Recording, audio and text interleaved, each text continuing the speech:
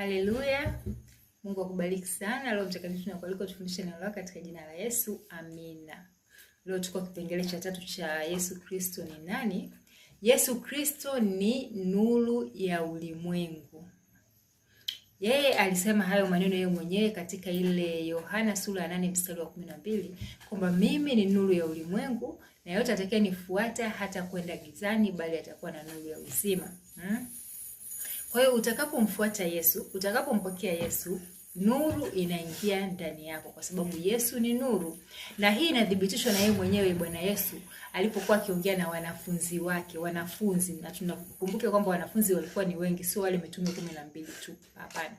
Wanafunzi wake aliwaambia kwamba ninyi ni nuru ya ulimwengu. Akawaambia kwamba nuru yenu iangaze basi ili watu wapate kuona matendo yenu mema na wamtukuze Baba yenu aliye mbinguni. Hivyo kama unaye Yesu Kristo ndani yako, giza na nuru haviwezi kuchangamana. Kwa hiyo wewe ni nuru, unatakiwa uangaze.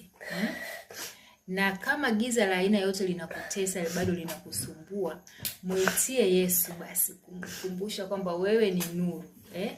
Angaza maisha yangu, niangazie katika eneo hili, niangazie katika eneo lile.